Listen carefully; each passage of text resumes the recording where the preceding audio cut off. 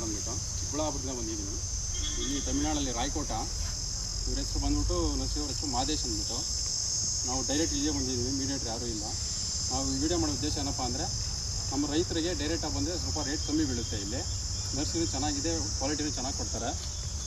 ಇಲ್ಲಿ ಬನ್ನಿ ತೋರಿಸ್ತೀನಿ. ಇಲ್ಲಿ ಕ್ವಾಲಿಟಿ ಎಲ್ಲ ಚೆನ್ನಾಗಿದೆ. ಇಲ್ಲಿ ನರ್ಸರಿಗೂ ಅಷ್ಟೇ ಲೈಟಿಂಗ್ ಎಲ್ಲ ಚೆನ್ನಾಗಿ ಮಾಡಿದ್ದಾರೆ. ನಮಗೇನು ಇಲ್ಲ ನೋಡಿ, ಲೈಟಿಂಗ್ ಎಲ್ಲ ಇರುತ್ತೆ. ನಮ್ಮ ಕ್ವಾಲಿಟಿನೂ ಚೆನ್ನಾಗಿ ಬರುತ್ತೆ. ನಮಗೆ ಇನ್ನೂ ರೀಸನಬಲ್ ರೇಟು, ಅಲ್ಲಿಗಿಂತ ಸ್ವಲ್ಪ ಕಮ್ಮಿ ಬೀಳುತ್ತೆ. ನಮಗೆ ಚೆನ್ನಾಗಿದೆ ಕ್ವಾಲಿಟಿ, ಡೈರೆಕ್ಟಾಗಿ ಬರ್ಬೋದು. ಕಾಂಟ್ಯಾಕ್ಟ್ ಬೇರೆ ಮಾಡಿರಲ್ಲಿ ನೋಡಿ, ಸ್ಟೆಮ್ಮು ಚೆನ್ನಾಗಿದೆ. ಮೇಯ್ನ್ ನಮ್ಗೆ ಬೇಕಾಗಿರೋದು ನರ್ಸರಿ ಸ್ಟೆಮ್ಮು ಚೆನ್ನಾಗಿರಬೇಕು. ಅದ್ರ ಜೊತೆಗೆ ರೂಟಿಂಗ್ ನೋಡ್ಕೊಬೇಕು. ನಾವು ತಗೊಂಡೋಗ್ಬೇಕಾದ್ರೆ ರೂಟಿಂಗ್ ಇಷ್ಟು ಮಾತ್ರ ಇದ್ದರೆ ಅಲ್ಲಿವರೆಗೂ ಚೆನ್ನಾಗಿ ಹೋಗೋದು, ಇಲ್ಲಾಂದರೆ ನಮಗೆ ಪ್ರಾಬ್ಲಮ್ ಆಗುತ್ತೆ.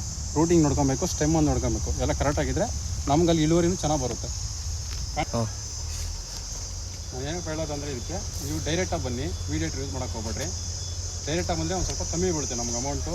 ನಾವು ಮಾಡೋ ಕೆಲಸ ಉದ್ದೇಶ ಅಂದರೆ ರೈತರಿಗೆ ಕಮ್ಮಿ ಬೀಳಲಿ ಅಂತ ನೀವೊಂದು ಸ್ವಲ್ಪ ಜನ ಕೇಳಬೇಕು. ಬೇಕಾದ್ರೆ ನಿಮ್ಮ ಕಾಂಟ್ಯಾಕ್ಟ್ ಅದಲ್ಲಿರ್ತೀವಿ, ಇನ್ಸ್ಟಾಗ್ರಾಮಲ್ಲಿ ಕಾಂಟ್ಯಾಕ್ಟ್ ಮಾಡಿ. ಬೇಕಾದ್ರೆ ಡೈರೆಕ್ಟಾಗಿ ನಾನು ರೀಸನಬಲ್ ರೇಟ್ ಕೊಡ್ತಾರೆ ಅವರು.